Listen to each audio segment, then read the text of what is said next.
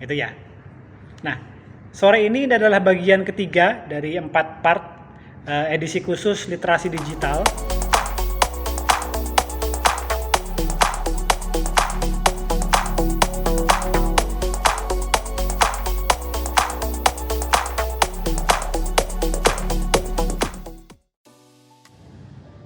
Nah, udah mulai ya teman-teman ya.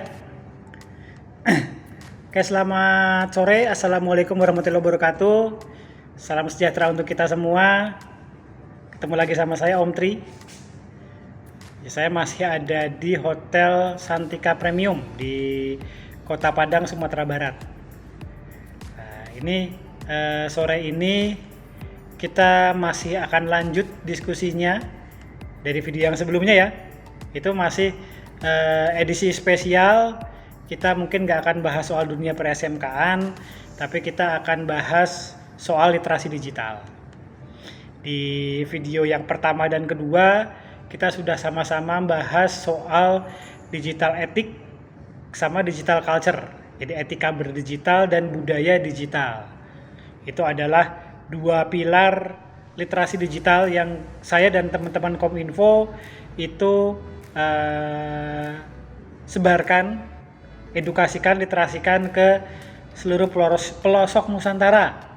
Sorry, agak belepotan ngomongnya. Saya di Padang, ini adalah kota ke-24 atau ke-25 ya, saya lupa. Dan masih banyak banget tempat-tempat lain yang akan kami kunjungi untuk acara literasi digital ini. Gitu ya. Alhamdulillah dikasih kesempatan keliling Nusantara, dikasih kesempatan berbagi ilmu, berbagi pengalaman sama teman-teman di seluruh Indonesia. Ini anugerah yang luar biasa, bisa jalan-jalan keliling Indonesia berkat digital marketing. Itu ya. Nah, sore ini adalah bagian ketiga dari 4 part edisi khusus literasi digital. Gitu, jadi di edisi pertama saya sudah bicara soal digital etika digital, kemudian soal digital culture, budaya digital, dan sekarang kita akan bahas pilar ketiga, yaitu digital safety alias keamanan berdigital. Gitu. Oke. Langsung aja ya teman-teman ya. Kenapa sih kok perlu kita belajar soal digital safety?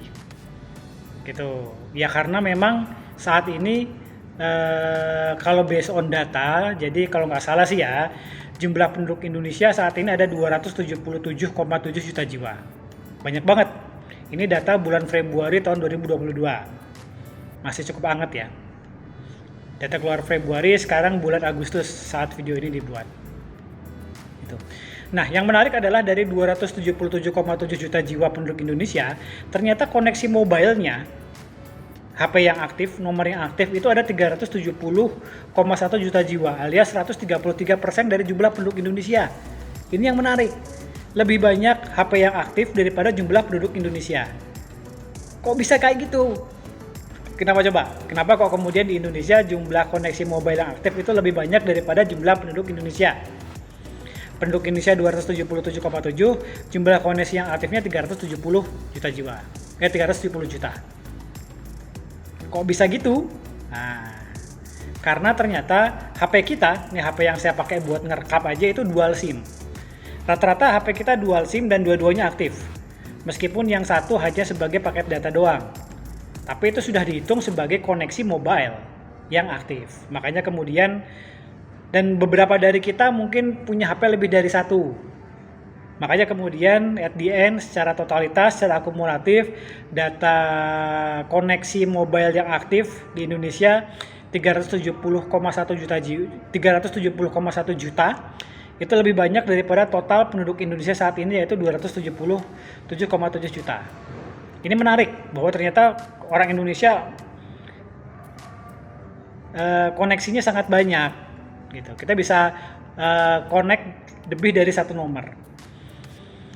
Nah, dari angka segitu, berapa sih jumlah pengguna internet aktifnya? Ternyata jumlah pengguna internet aktifnya itu 204,7 juta jiwa, alias 73,7% jumlah penduduk Indonesia itu sudah aktif di dunia maya. Nah, data berikutnya lagi data dari Hootsuite ya, We Are Social. Itu sebuah lembaga riset internasional yang memang fokus ke perilaku digital di hampir semua negara di dunia termasuk di Indonesia. Ini data saya ambil dari Hootsuite untuk data tahun 2022, rilis bulan Februari. Nah, data lain yang dimunculkan oleh Hootsuite cukup menarik adalah bahwa rata-rata orang Indonesia internetannya itu dalam satu hari itu 8,5 jam. Bayangkan, lebih dari sepertiga hidup kita itu dihabiskan di dunia maya. Orang Indonesia memang senang banget internetan. Gitu. Tapi kita sebagai pebisnis online tentu saja melihat ini sebagai peluang. Ketika banyak orang menghabiskan banyak waktunya di internet, berarti itu saatnya kita memposting hal-hal yang positif. Saatnya kita jualan. Itu kan hal yang positif ya. Saatnya kita menjangkau konsumen, calon target market kita secara online dengan cara yang lebih efektif. Itu hal-hal positif. Nah, selain hal positif yang kita lakukan seperti berjualan, itu juga ternyata banyak juga yang memanfaatkan internet untuk hal-hal yang sifatnya negatif. Bagaimanapun juga, yang namanya internet itu pisau bermata dua. Bisa digunakan untuk hal yang positif, tadi misalnya kita berjualan, menafkahi keluarga, gitu, itu hal positif, tapi bisa juga digunakan untuk hal-hal yang negatif. Ini yang harus kita antisipasi. Yang namanya cybercrime atau kejahatan via dunia maya itu ada kecenderungan semakin meningkat. Gitu. Itu kekhawatirannya. Gitu. Apa sih tujuan dari cybercrime? Nah, ini yang kemudian saya bahas sekilas di materi, bahwa cybercrime tujuannya ya jelas mencuri data. Karena kita paham sebagai digital marketer, kita betul-betul paham bahwa harta karun yang paling berharga saat ini adalah data. Itu harta karunnya, itu lebih berharga dari emas, lebih berharga dari minyak. Buktinya apa, Om Tri? Simple. Kita kenal sama aplikasi atau startup transportasi, startup digital yang transportasi ya, seperti Gojek atau Grab misalnya, gitu. Nah, valuasi Gojek dan Grab itu jauh lebih tinggi daripada perusahaan taksi konvensional, gitu. Sebut saja Bluebird, gitu ya. Gitu. Maaf saya nyebut merek ya supaya lebih jelas contohnya. Gitu. Bluebird itu punya ribuan armada. Taksinya ada ribuan. Mereka juga punya bis, punya alat-alat berat segala macam. Tapi valuasi mereka yang punya kendaraan fisiknya sampai ribuan itu kalah sama Grab dan Grab sama Gojek yang bahkan mereka nggak punya armada satupun. Itu luar biasanya. Kenapa kok bisa seperti itu? Karena aplikasi transportasi online itu menguasai yang namanya data. Itu yang kemudian bikin valuasi mereka jauh lebih besar daripada armada transportasi yang memang punya armada, betul-betul punya armada gitu, punya taksi, punya bis segala macam. Kenapa? Karena yang namanya data itu memang sekarang nilainya sangat mahal. Itu yang kemudian dicuri. Gitu. Nah, bagaimana cara untuk mengantisipasi pencurian data tersebut, cybercrime? Ada dua hal yang saya sharekan ke teman-teman ya. Gitu. Nah, yang perlu juga teman-teman pahami adalah siapa audiens dari pelatihan literasi digital ini. Gitu. Kalau kita sebagai digital marketer mungkin sudah betul-betul paham caranya melakukan proteksi, perlindungan terhadap aset digital kita termasuk data kita. Tapi di luar sana masih banyak teman-teman kita, saudara kita, sahabat kita yang belum paham. Makanya kemudian literasi digital ini diselenggarakan. Target audiensnya memang lebih banyak masyarakat umum yang masih awam. Gitu. Makanya kemudian yang di-sharekan juga hal-hal yang sifatnya masih umum, belum terlalu teknis. Itu ya. Oke, kita lanjut. Gimana cara mencegah terjadinya cybercrime atau kejahatan digital? Kita perlu melakukan dua proteksi. Yang pertama proteksi terhadap device kita, alat kita, HP ini yang saya pakai ngerekam ini harus dilindungi. Yang kedua baru kita bicara soal perlindungan terhadap datanya. Nah, bagaimana melakukan perlindungan proteksi terhadap device, terhadap alatnya atau perangkat kerasnya? Itu salah satunya adalah dengan kita selalu membackup datanya. Itu buatlah cadangan data, backup data, baik itu kemudian di backup di cloud kah, atau di backup di hard disk eksternal kah, atau di flash disk kah. Itu backup data harus kita lakukan, wajib kita lakukan. Terus yang kedua, gunakan full disk encryption atau perlindungan perangkat kerasnya. Ini akan menyulitkan ketika ada orang yang mau mengambil data kita karena sudah terenkripsi, terpassword, menyulitkan. Dan yang terakhir juga kita harus belajar mengetahui cara melacak HP kita kalau misalnya perangkat kita, device kita hilang. Yang saya ajarkan cukup simpel dengan menggunakan Find My Device atau temukan perangkat. Ini fitur dari Google yang bisa kita gunakan untuk mencari perangkat kita yang hilang. Gitu. Jadi kalau misalnya kita pakai Find My Device, kita bisa memanggil perangkat kita, kemudian mengunci perangkat kita, atau bahkan menghapus perangkat kita dari jarak jauh. Itu yang bisa kita lakukan ya teman-teman ya. Gitu. Yang berikutnya juga kita akan belajar soal pengamanan softwarenya. Aplikasinya diamankannya bagaimana sih caranya? Itu melindungi aplikasi kita, perangkat kita dari ancaman malware.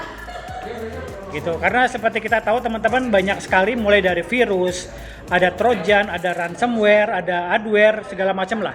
Itu yang bisa kemudian mengambil alih, merusak perangkat kita. Itu kita juga harus waspadai. Gitu. Saya juga kasih tips-tips ringan teman-teman. Sorry tadi ada gangguan, namanya di public space ya. Pengamanan software kita. Nah, ini biasanya kita suka ceroboh ketika menginstal aplikasi. Biasanya kalau kita download aplikasi suka muncul tuh notifikasi, izinkan aplikasi mengakses galeri Anda, izinkan aplikasi mengakses nomor kontak. Nah, kita dengan polosnya izinkan. Nah, itu juga perlu teman-teman hati-hati. Gitu, jangan mudah memberikan izin bagi aplikasi untuk mengakses data kita. Hanya berikan izin ke aplikasi yang betul-betul membutuhkan. Kalau kira-kira nggak butuh, ngapain? Gitu, biasanya sih kita langsung izinkan karena kita pertama malas baca, kedua pengen cepat-cepat pakai aplikasi itu. Padahal sebenarnya harusnya nggak seperti itu ya teman-teman ya. Misalnya nih, saya menginstal aplikasi edit foto, edit video. Kemudian si aplikasi itu minta saya untuk izinkan mengakses nomor kontak. Loh, apa hubungannya? Kita tolak aja kalau misalnya memang nggak relate. Gitu. Kecuali kalau misalnya nih, saya menginstal aplikasi ojek online. Kemudian aplikasi ojek online tersebut meminta saya mengizinkan saya untuk memberikan akses ke GPS posisi saya, yaitu mau nggak mau harus diberikan kan izinnya. Namanya juga aplikasi ojek online. Kalau misalnya izin GPS-nya nggak diberikan, gimana mungkin nanti ojek online-nya bisa menemukan posisi kita, ya nggak? Tapi kalau misalnya nggak berhubungan jangan. Gimana kalau sudah terlanjur? Kalau sudah terlanjur, teman-teman bisa ubah izin itu di mode pengaturannya. Gitu, jadi tenang saja. Terus yang berikutnya soal pengamanan perangkat, saya juga sharing sedikit sama teman-teman soal pentingnya menggunakan kata kunci, password, kemudian verifikasi lewat fingerprint sama pendeteksi wajah, face authentication. Itu. Terus tips supaya jangan terlalu sering membatasi penggunaan wifi publik, wifi umum misalnya di bandara, di kafe, di hotel, di mall, itu kita batasi penggunaan karena kita nggak tahu siapa aja yang mengakses wifi itu dan belum tentu mereka semuanya orang-orang baik. Itu bisa aja ada hacker yang menyusup masuk ke wifi publik dan IP address kita dengan mudah bisa ditembus. Jadi lebih baik modal. Pakai paket data sendiri, intinya kamu harus modal, jangan pakai wifi gratisan karena bahaya. Itu ya. Itu terus apalagi ya? Oh, yang simpel lagi, biasakan logout. Jadi saya juga mengajarkan ke teman-teman kalau misalnya sudah pakai email, sudah pakai sosial media, apalagi website e-banking, itu biasakan logout. Gitu. Nah, logout ini biasanya orang yang malas logout hubungannya dengan lupa password. Nah, itu juga yang saya ajarkan gimana caranya bikin password yang kuat, terdiri dari huruf besar, huruf kecil, angka dan karakter dan mudah diingat. Karena orang malas logout itu biasanya penyakitnya satu, lupa password. Itu bagian dari literasi penting, mungkin hal sepele tapi penting yang diajarkan di acara literasi digital ini. Gitu. Jangan pernah bikin password pakai tanggal lahir atau pakai nama anak kita. Kenapa? Karena ini mudah ditembus, mudah ditebak. Kalau misalnya saya pakai tanggal lahir saya, orang gampang banget. Kapan sih tanggal lahirnya Om Tri? Tinggal tanya sama Facebook, dikasih tahu sama Facebook tanggal lahir saya tanggal berapa. Ada di situ, gampang banget ditembusnya. Gitu. Jadi hal-hal seperti itu, tips-tips ringan itu yang kemudian semoga bisa bermanfaat untuk dalam konteks digital safety, keamanan digital kita. Gitu. Masih banyak lagi tips-tips yang di-sharekan seperti menghindari membagikan data pribadi dan sebagainya. Tapi saya yakin teman-teman sudah paham. Mungkin itu teman-teman sedikit bocoran informasi soal materi digital safety yang saya sharekan bareng sama teman-teman Kominfo ke seluruh Nusantara. Ini sudah 26 atau 27 kota. Masih banyak lagi teman-teman kota-kota yang akan kami kunjungi dalam konteks literasi digital. Itu aja sih, saya mau istirahat. Teman-teman udah sore ini, nanti malam ada sesi lagi saya ngisi lagi. Seperti biasa kalau ada pertanyaan tinggalkan di komentar di bawah ini. Terus itu satu, terus kedua kalau misalnya memang teman-teman merasa postingan ini bermanfaat, silahkan di like, dibagikan ke teman-teman yang lain supaya lebih banyak lagi yang mendapatkan manfaat dari video ini. Itu aja teman-teman, selamat sore, tetap sehat, kita ketemu lagi di video yang keempat, yaitu soal digital skill. Nah, nanti saya sharekan juga materi digital skill itu seperti apa. Oke, teman-teman sampai ketemu lagi. Assalamualaikum warahmatullahi wabarakatuh.